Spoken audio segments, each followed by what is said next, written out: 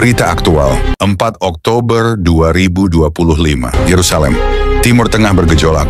Ketegangan memuncak di Timur Tengah saat Israel kembali diguncang rentetan serangan dari kelompok milisi bersenjata yang berbasis di Gaza dan Lebanon Selatan. Sejumlah kota besar termasuk Tel Aviv, Ashkelon, dan Haifa dilaporkan terdampak. Namun di balik kabar militer dan siaran pers diplomatik, muncul pertanyaan yang jauh lebih dalam. Apakah ini hanya konflik geopolitik biasa, atau sedang terjadi sesuatu yang jauh lebih besar? Militer Israel meluncurkan serangan balasan setelah lebih dari 100 roket ditembakkan dari jalur Gaza. Di utara, Hizbullah menembakkan rudal jarak menengah ke wilayah Galilea. Ribuan warga sipil telah mengungsi ke tempat perlindungan bawah tanah. Pemerintah Israel menyatakan dalam konferensi pers pagi tadi bahwa mereka tidak akan tinggal diam menghadapi ancaman eksistensial. Sejumlah pakar sejarah dan pengamat Timur Tengah menyatakan bahwa pola serangan terhadap Israel sudah berulang sejak ribuan tahun silam. Mulai dari Mesir kuno, bangsa Filistin, Asyur hingga Babel dan Persia, bangsa-bangsa besar selalu memiliki sejarah konflik berdarah dengan bangsa Israel. Hitler dan Nazi Jerman melakukan genosida sistematis terhadap 6 juta orang Yahudi dalam Perang Dunia II. Hamas dan Hizbullah, dua kelompok yang masih aktif hingga saat ini, secara terbuka menyatakan tujuan mereka, menghapus Israel dari peta. Iran dalam beberapa pernyataan resmi terus menyebut Israel sebagai tumor kanker yang harus dihapus. PBB menyerukan gencatan senjata. Negara-negara besar seperti Amerika Serikat, Rusia, dan Uni Eropa terpecah dalam sikap mereka.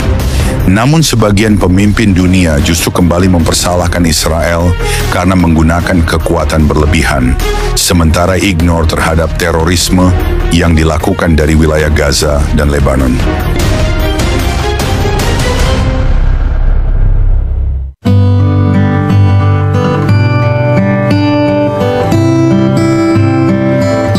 Shalom, saudara-saudari terkasih dalam Kristus.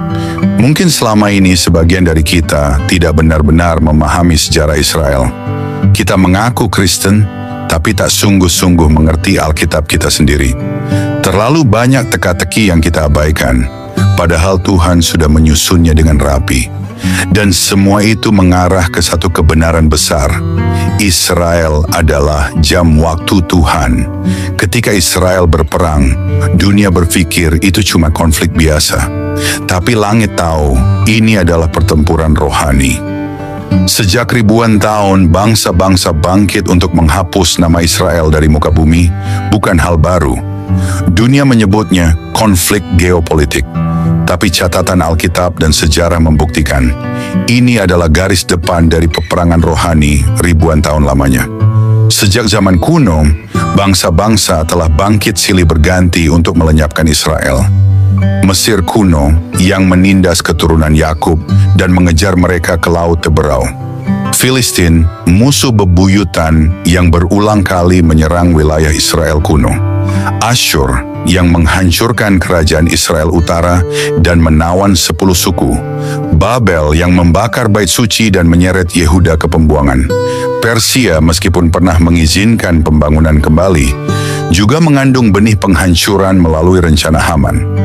Kerajaan Roma yang menghancurkan bait suci kedua dan menyebarkan bangsa Yahudi ke seluruh dunia. Hingga ke abad modern, Hitler dengan Holocaust yang membunuh 6 juta orang Yahudi. Dan hari ini, Hamas, Hizbullah, Iran, dan para pemimpin jahat yang terang-terangan bersumpah untuk menghapus Israel dari peta. Tiap peluncuran roket ke Israel adalah gema dari kebencian kuno terhadap umat pilihan Tuhan. Tiap gerakan yang ingin membebaskan Palestina dengan mengorbankan eksistensi Israel terhubung dengan roh antikristus yang telah bekerja sejak zaman purba. Sementara dunia hanya melihat politik, langit melihat nubuat yang sedang digenapi. Zakaria 12 ayat 3 menyatakan bahwa Yerusalem akan menjadi batu yang memberatkan bagi segala bangsa, dan siapa yang mencoba mengangkatnya akan terluka. Tapi kenapa iblis begitu membenci Israel? Karena dari Israel lah Mesias itu datang. Yesus sang juru selamat umat manusia. Karena kepada Israel lah Tuhan membuat janji kekal. Dan karena di Yerusalem lah Yesus akan kembali memerintah. Daniel pasal 10 ayat 12-14 membuka tabir mengerikan. Ada peperangan besar yang tak kasat mata. Setan-setan tingkat tinggi menahan malaikat Tuhan selama 21 hari, hanya untuk mencegah pesan Tuhan sampai kepada Daniel. Mereka tidak main-main. Setan-setan ini berperang melawan nubuatan Allah. Tapi Mikael, penghulu malaikat itu datang. Dia turun tangan karena pesan itu menyangkut masa depan bangsa Israel di akhir zaman. Karena waktu itu akan datang, waktu yang belum pernah terjadi sebelumnya.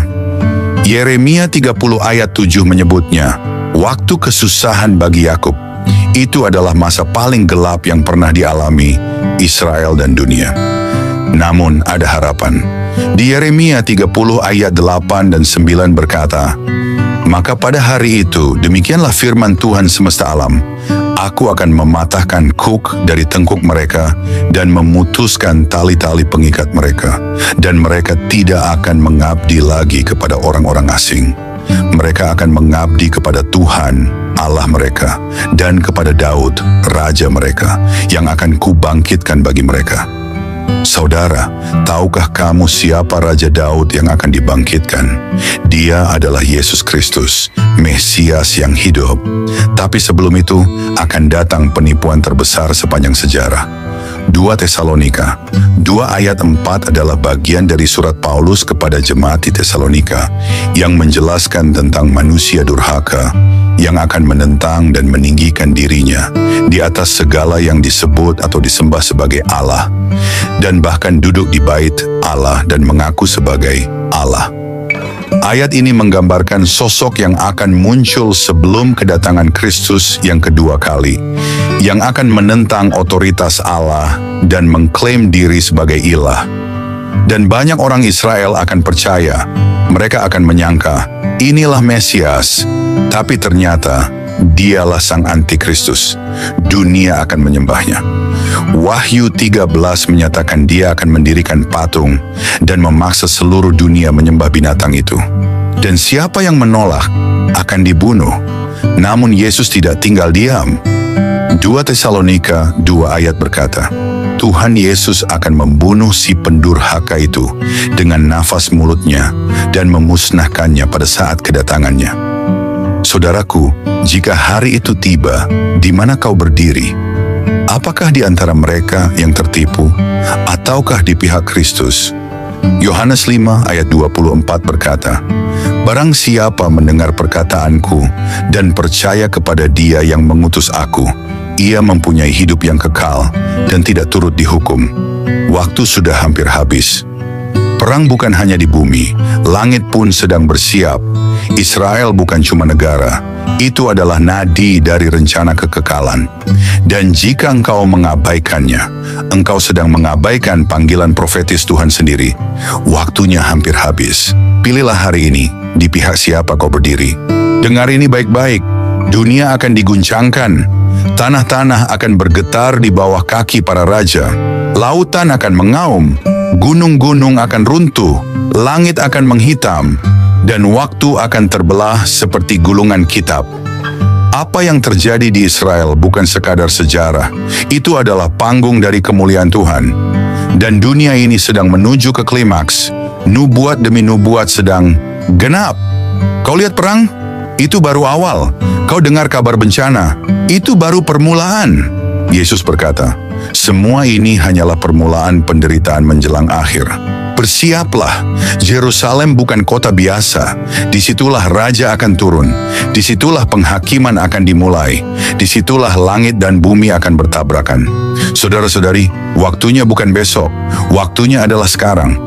Wahyu 22 ayat 12 berkata, lihat, aku datang segera dan aku membawa upahku untuk membalaskan kepada setiap orang menurut perbuatannya. Jika hidupmu masih suam-suam kuku, bangunlah. Jika hatimu masih ragu, bertobatlah. Jika kau masih hidup di dalam kompromi, hentikan itu sekarang juga, karena saat sangkakala berbunyi. Tidak ada waktu lagi untuk menyesal. Langit akan terbelah, Tuhan akan turun dengan pasukannya, dan seluruh bumi akan melihat anak domba itu datang sebagai singa dari Yehuda. Zakharia 14 ayat 4 berkata, pada waktu itu kakinya akan berdiri di atas bukit Zaitun, dan bukit Zaitun akan terbelah dua, gunung akan terbelah, bumi akan bergoncang, dan siapa yang dapat bertahan di hari Tuhan? Amos 5 ayat 18 berkata, celakalah mereka yang merindukan hari Tuhan, hari itu kegelapan, bukan terang. Jangan bermain-main dengan waktu. Jangan tidur dalam masa paling genting. Hari Tuhan akan datang seperti pencuri di malam hari. Tak ada yang tahu harinya, tak ada yang tahu jamnya. Tapi satu hal kita tahu, tanda-tandanya sudah memenuhi langit. Peluit penghabisan sedang bersiap ditiup. Tirai sejarah hampir ditutup. Di mana kau berdiri? Apakah kau akan ditemukan di dalam kemuliaannya? Atau kau akan termasuk mereka yang berteriak ketakutan? Wahyu 6 ayat 16 berkata, gunung, timbuni kami, sembunyikan kami dari wajah Dia yang duduk di atas takhta. Tuhan sedang berbicara, tapi hanya mereka yang berjaga-jaga yang akan mendengarnya. Israel adalah nadi nubuatan akhir zaman. Jangan melawan apa yang Tuhan bela. Jangan memusuhi tanah yang Tuhan pilih. Jangan membenci umat yang Tuhan kasihi. Kejadian 12 ayat 3 berkata, aku akan memberkati orang-orang yang memberkati engkau, dan mengutuk orang-orang yang mengutuk engkau. Inilah waktunya gereja bangun. Inilah waktunya suara profetik menggema. Inilah waktunya dunia diguncang oleh suara kebenaran. Bersiaplah, Raja akan datang. Yerusalem akan disucikan, dan segala bangsa akan melihat bahwa Tuhan itu kudus. Jangan tertinggal, jangan terbuai, jangan jadi bagian dari dunia yang akan dibakar. Jadilah milik Kristus sekarang, hari ini, saat ini juga, karena waktu sudah hampir habis.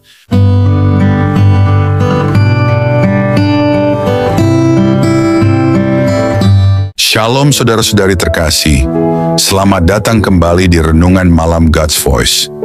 Di tengah keheningan malam, ketika dunia mulai terlelap, marilah kita menyediakan hati dan pikiran kita untuk menerima sentuhan kasih Tuhan. Malam ini, biarlah suaranya yang lembut menuntun dan menguatkan kita melewati segala pergumulan yang mungkin belum selesai. Mari kita berdoa. Bapa di surga, terima kasih untuk anugerah-Mu yang tak pernah berhenti menyertai kami sepanjang hari ini. Kini, saat malam tiba, kami datang untuk berdiam di hadapan-Mu. Tuhan, sucikan hati kami, dan biarlah Roh Kudus-Mu hadir, serta berbicara lewat setiap firman yang kami renungkan malam ini. Tolong kami untuk memahami kebenaran-Mu, menerima teguran-Mu, dan dikuatkan oleh kasih-Mu. Kami serahkan waktu ini ke dalam tangan-Mu sepenuhnya. Dalam nama Tuhan Yesus Kristus, kami berdoa. Amin.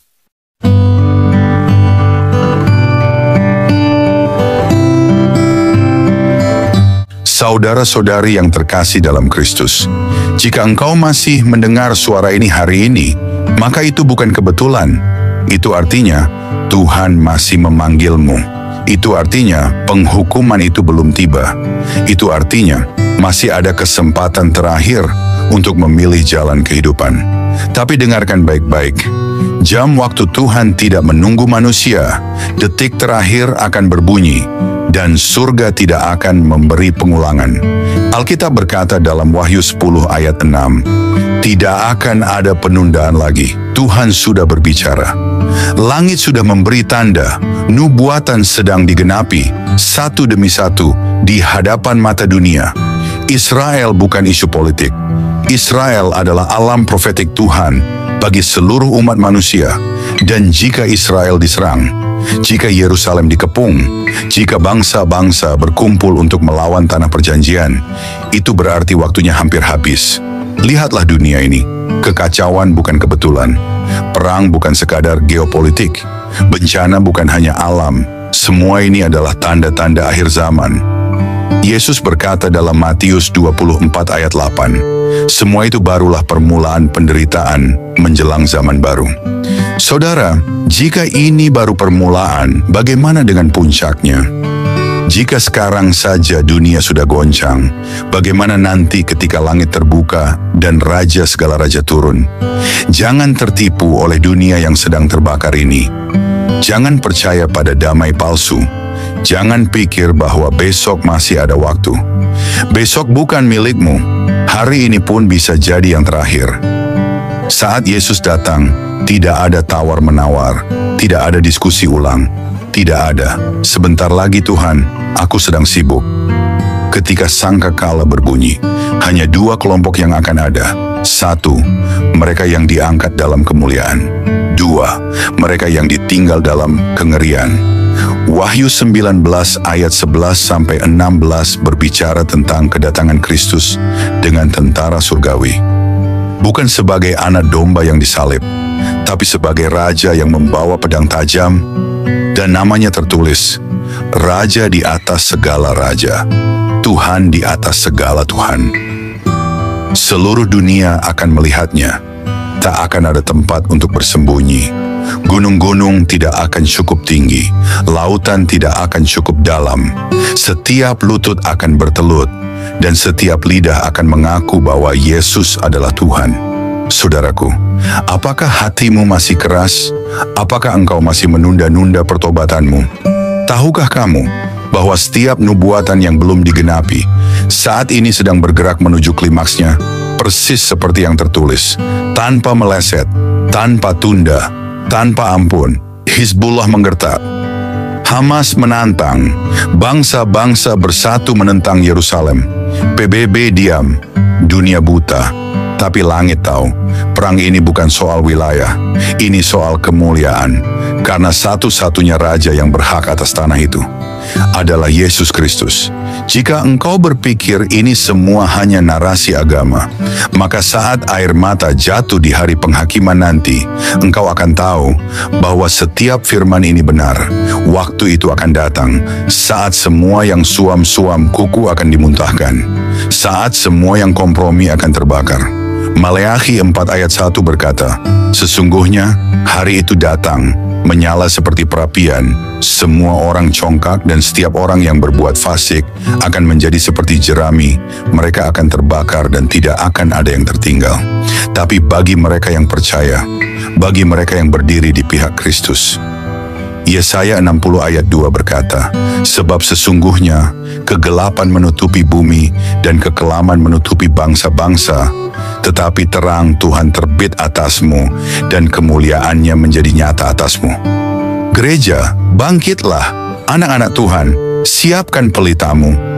Para pendoa, jangan diam, ini saatnya membunyikan trompet. Jangan lagi berdiam di zona nyamanmu. Jangan hidup seperti dunia ini milikmu, karena saat Kristus datang, segala yang fana akan lenyap.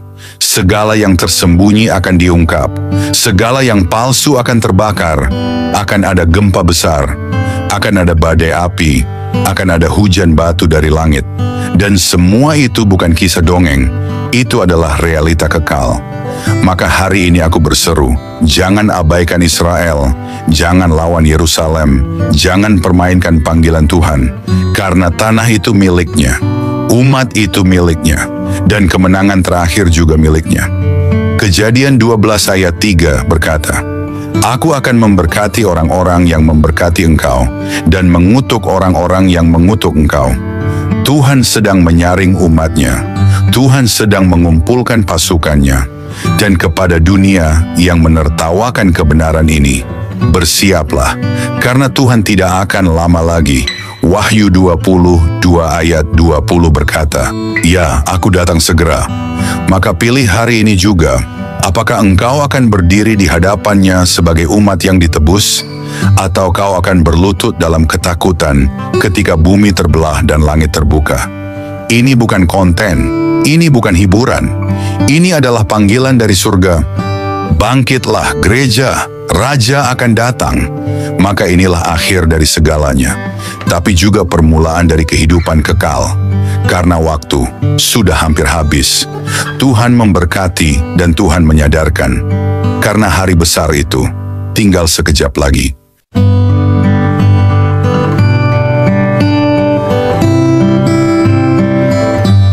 Mari kita berdoa. Bapa kami yang penuh kasih, di keheningan malam ini kami datang dengan hati yang penuh syukur.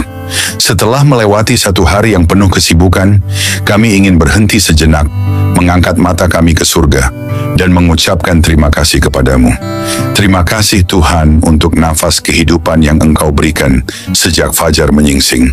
Terima kasih untuk setiap langkah yang dapat kami jalani, untuk setiap tugas yang dapat kami selesaikan, dan untuk setiap perjumpaan yang Kau izinkan terjadi hari ini. Bahkan di tengah kelelahan, kami melihat kebaikan-Mu menyertai kami dalam setiap detik kehidupan. Di malam yang hening ini, kami datang kepadamu dengan hati yang terbuka dan jiwa yang haus akan hadirat-Mu. Setelah mendengar firman-Mu yang hidup, kami terdiam dalam kekaguman. Betapa besarnya kasih-Mu, betapa dalamnya belas kasihan-Mu yang tak berkesudahan. Tuhan, malam ini kami menyerahkan seluruh isi hati kami di hadapan tahta-Mu.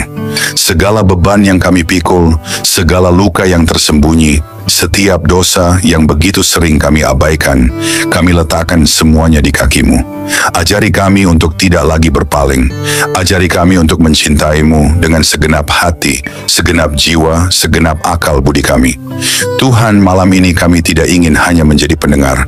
Biarlah firman-Mu mengakar dalam hidup kami, menembus kerasnya hati kami, membangkitkan jiwa kami yang lesu, dan membakar roh kami dengan api dari surga. Jika ada jalan dalam hidup kami yang bengkok, luruskanlah Tuhan. Jika ada bagian hati kami yang beku, cairkanlah dengan kasih-Mu. Jika ada keputusan yang salah, tuntunlah kami kembali ke jalan kebenaran. Ya Tuhan, dalam keheningan malam ini, kami rindu berpisik di hadapan-Mu. Ambillah seluruh hidup kami, bentuklah kami seturut gambar-Mu. Jadikan hidup kami alat bagi kemuliaan-Mu, bukan untuk ambisi kami sendiri.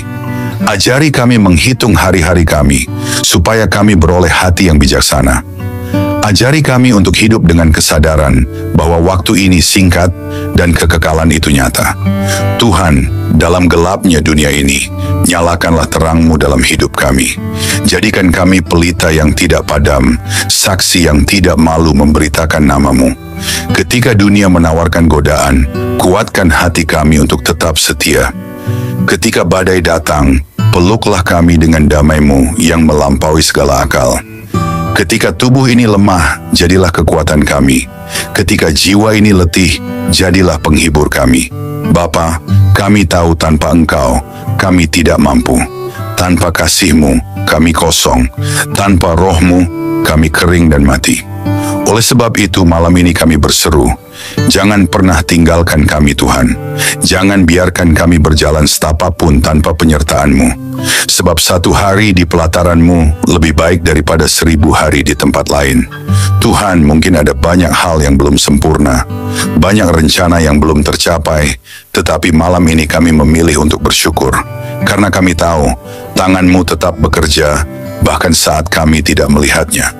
Kami percaya segala sesuatu yang terjadi hari ini ada dalam kendali-Mu yang penuh kasih. Terima kasih untuk kekuatan saat kami merasa lemah. Terima kasih untuk penghiburan saat kami hampir menyerah. Terima kasih untuk damai-Mu yang melingkupi hati kami, bahkan di tengah kekacauan. Segala sesuatu yang kami alami hari ini, suka maupun duka, adalah bagian dari rencana-Mu yang indah. Ajari kami untuk melihat bahwa setiap momen dalam hidup kami adalah anugerah. Ajari kami untuk selalu ingat bahwa tanpa-Mu kami tidak bisa berbuat apa-apa. Bapa yang setia, ajari kami untuk tetap rendah hati, untuk tetap bergantung pada-Mu dalam segala hal. Ajari kami untuk tidak sombong atas keberhasilan dan tidak putus asa dalam kegagalan. Kini saat malam melingkupi kami, biarlah hadirat-Mu menjadi naungan kami. Berikanlah tidur yang penuh damai dan bangunkan kami esok hari dengan semangat baru untuk hidup hanya bagi-Mu. Hingga hari itu tiba, saat kami bertemu muka denganmu dalam kemuliaan kekal, biarlah setiap hari hidup kami menjadi nyanyian pujian yang harum di hadapan tahta-Mu. Dalam nama Yesus Kristus, Tuhan dan Juru Selamat kami yang hidup, kami menutup hari ini dengan penuh syukur dan pengharapan. Amin. Saudara-saudari terkasih, sebelum kita menutup hari ini, mari kita datang dengan kerendahan hati di hadapan Tuhan. Kita mengangkat suara, mengangkat hati, dan dengan penuh iman, kita berdoa sebagaimana Tuhan Yesus sendiri mengajarkan kita. Mari kita ucapkan bersama, doa Bapa kami. Bapa kami yang di sorga, dikuduskanlah nama-Mu, datanglah kerajaan-Mu, jadilah kehendak-Mu di bumi, seperti di sorga. Berikanlah kami pada hari ini makanan kami yang secukupnya, dan ampunilah kami akan kesalahan kami, seperti kami juga mengampuni orang yang bersalah kepada kami. Dan janganlah membawa kami ke dalam pencobaan, tetapi lepaskanlah kami daripada yang jahat, karena Engkaulah yang mempunyai kerajaan, dan kuasa, dan kemuliaan sampai selama-lamanya. Tuhan memberkati engkau dan melindungi engkau. Tuhan menyinari engkau dengan wajah-Nya dan memberi engkau kasih karunia. Tuhan menghadapkan wajah-Nya kepadamu dan memberi engkau damai sejahtera. Amin.